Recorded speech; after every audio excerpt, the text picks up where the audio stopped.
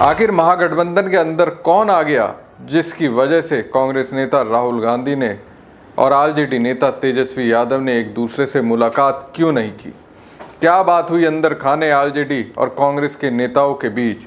दोनों पार्टियों के रणनीतिकारों के बीच किसने एक दूसरे से दोनों को अलग करने की साजिश रची है? राहुल गांधी तेजस्वी यादव के बीच मतभेद के लिए कौन है जिम्मेदार? अगर ऐसा है तो फिर अस्थायी तौर पर कांग्रेस और आरजेडी के बीच जो दूरियां बनी है उसकी क्या वजह हो सकती है और तत्काल के लिए दोनों ही पार्टियों की राजनीति पर क्या असर होगा? नमस्कार दोस्तों, मैं परवीन सानी। दोस्तों, कहा जा रहा है कि बिहार विधानसभा चुनाव को लेकर महागठबंधन में सीट शेयरिंग का पेच अभी तक सुलझा नहीं है। विधानसभा सीटों को लेकर महागठबंधन की अगुवाई कर रहे आरजेडी और कांग्रेस में खींचतान बढ़ गई है। तेजस्वी यादव कांग्रेस को दिए अपने ऑफर पर अड़े हुए हैं। वहीं लोकसभा में विपक्ष के नेता राहुल गांधी ने बिहार कांग्रेस के नेताओं से कड़े मोलभाव का निर्देश दिया है। दोनों दलों के शीर्ष नेताओं की दिल्ली में महत्वपूर्ण बैठक भी बेनतीजा रही। सूत्रों के मुताबिक कांग्रेस नेताओं ने तेजस्वी से स्पष्ट कह दिया कि मौजूदा हालत में गठबंधन आगे नहीं बढ़ सकता। तेजस्वी यादव इसके बाद देखेंगे और जवाब देंगे, कह बैठक से निकल गए। तेजस्वी यादव कांग्रेस अध्यक्ष मल्लिकार्जुन खड़गे और राहुल गांधी से मुलाकात किए बिना ही पटना लौट गए। पटना में लोकसभा चुनाव की ही तरह सीट बंटवारे का फॉर्मूला फाइनल हुए बिना लालू यादव ने आरजेडी का सिंबल बांटना भी शुरू कर दिया। हालांकि कहा यहां तक जा रहा है कि तेजस्वी के पहुंचने पर उनसे सिंबल वापस ले लिए गए जिनको सिंबल दिए गए थे। जानकारी के मुताबिक आरजेडी कांग्रेस को 61 सीटों की डिमांड पूरी करने को भी तैयार है, लेकिन ग्रैंड ओल्ड पार्टी कुछ ऐसी सीटें मांग रही है जिन्हें देने के लिए लालू की पार्टी तैयार नहीं है। दोस्तों, जिन सीटों पर पेच फंसा है उनमें कहलगांव के साथ ही नरकटियागंज, वारिसलीगंज, चैनपुर और बछवाड़ा विधानसभा सीट शामिल है। कहलगांव सीट कांग्रेस का मजबूत गढ़ रही है। इस सीट पर साल 2015 तक 9 बार कांग्रेस का कब्जा रहा। नरकटियागंज में मुस्लिम आबादी अधिक है और सामाजिक समीकरणों की वजह से इस सीट पर कांग्रेस की नज़र है। वारिसलीगंज सीट से कांग्रेस उम्मीदवार को 2020 में करीबी अंतर से हार का सामना करना पड़ा था। चैनपुर और बछवाड़ा को छोड़कर बाकी सीटों पर सहमति नहीं बन सकी है। दोस्तों, राहुल गांधी ने हाल ही में 10 जनपद में बिहार कांग्रेस के नेताओं के साथ बैठक की थी।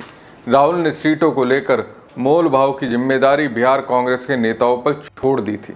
उन्होंने पार्टी के बिहार नेतृत्व को ये भी स्पष्ट निर्देश दिए थे कि ऐसी सीटें ना छोड़ी जाए जहां पार्टी अच्छा प्रदर्शन कर सकती है।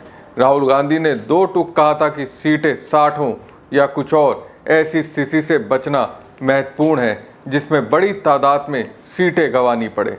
तो कुल मिलाकर बिहार में एनडीए को मात देने के लिए दिल्ली में कांग्रेस नेता 13 अक्टूबर की देर रात तक विचार विमर्श करते रहे। आरजेडी की ओर से सकारात्मक जवाब नहीं मिलने की स्थिति में कांग्रेस ने प्लान बी भी तैयार कर लिया है। बिहार कांग्रेस के नेताओं ने मल्लिकार्जुन खड़गे और केसी वेणुगोपाल से मुलाकात की और कांग्रेस अध्यक्ष से सीटों पर तेजस्वी से बात करने का अनुरोध किया। कांग्रेस ने आरजेडी को ये प्रस्ताव भी दिया कि महागठबंधन से अगर वीआईपी की एग्जिट होती है तो पार्टी की सीटें कम से कम 65 तक बढ़ा दी जाए।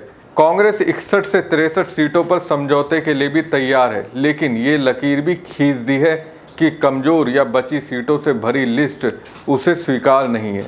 कांग्रेस के एक वरिष्ठ नेता के मुताबिक पार्टी ने अपनी मजबूत 51 सीटों की पहचान की है जहां 50% स्ट्राइक रेट हासिल करने का उसे भरोसा है। इन सीटों के लिए कांग्रेस की केंद्रीय चुनाव समिति पहले ही मंजूरी दे चुकी है।